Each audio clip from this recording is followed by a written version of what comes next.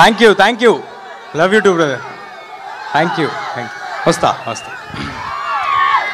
చాలా ఆనందంగా ఉంది మీరందరూ ఇక్కడికి వచ్చి ఇంతసేపు wait. Thank you, love you too brother, love you too. Thank you.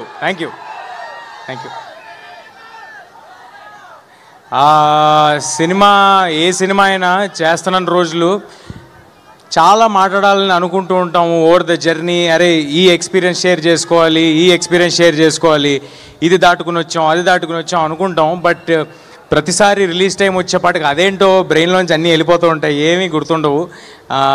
ఒకటే గుర్తుంటుంది, ఏంటంటే మీరు చూపించే ప్రేమ, దానికి మేము డెలివర్ చేయాల్సిన గుడ్ ప్రోడక్ట్, అది ఒక్కటే గుర్తుంటుంది. సో క్లుప్తంగా ముగిస్తాను, కానీ మనసు మాట్లాడతాను. ఏ స్పీచ్ ఏమీ రాసుకోలేదు, ఏమీ అనుకోలేదు.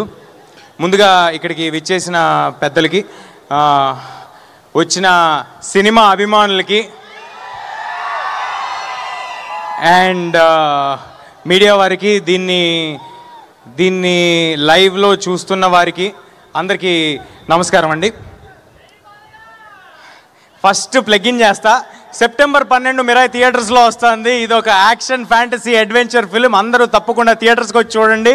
ఒక వరల్డ్ మీకోసం ప్రిపేర్ చేసి ఉంచాము. మీ పిల్లల నుంచి ఇంట్లో మీ పేరెంట్స్ వరకు అందరికీ నచ్చే ఒక ఫిల్మ్ తీసుకొస్తున్నాము. చాలా కాన్ఫిడెంట్గా చెప్తున్నాను, చాలా ఎఫర్ట్ పెట్టి చేసాము. మీ అందరికీ మా ఎఫర్ట్ కనిపిస్తుంది, మా సిన్సియారిటీ కనిపిస్తుంది, మా హార్డ్ వర్క్ కనిపిస్తుంది. ఒక మంచి సినిమా తీద్దామనే ఉద్దేశంతో మాత్రమే తీసాము.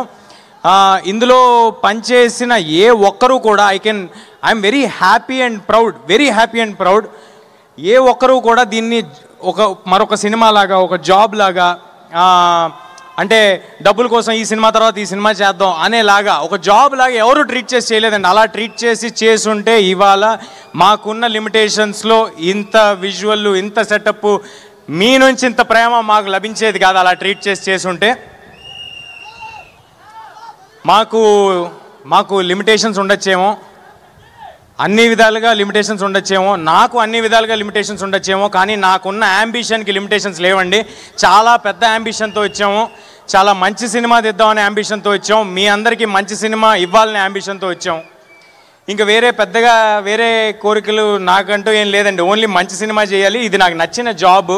ఈ జాబ్ని జాగ్రత్తగా రోజు వచ్చిన అవకాశాన్ని ఎల్లప్పుడూ గుర్తుపెట్టుకుని, ఒళ్ళు దగ్గర పెట్టుకుని, జాగ్రత్తగా 100% ఎఫర్ట్ పెట్టి చేయాలనేది ఒక్కటే ప్రయత్నం అండి. ఇంకా వేరే పెద్ద కోరికలు ఏం లేవు. ఆల్రెడీ ఉన్న కోరికలని మీరు తీర్చేశారు. తెలుగు సినిమా ఇండస్ట్రీలో ఒక యాక్టర్ అవ్వటం అనేదే, అసలు ఇండస్ట్రీకి ఏ సంబంధం లేకుండా వచ్చిన వాళ్ళకి యాక్టర్ ఒక స్క్రీన్లో కనిపించడం అనేదే ఒక పెద్ద విషయం. అయితే అలాంటిది చాలా దూరం వచ్చినట్టున్నాము. సో దానికి చాలా ఆనందంగా ఉంది నాకు. కానీ కంటెంట్ కాదు, ఇంకా చాలా దూరం వెళ్ళాలి. ఆనందంగా మాత్రమే ఉంది దానికి. అండ్ ఇప్పుడు ఎక్కడి నుంచి స్టార్ట్ చేద్దాం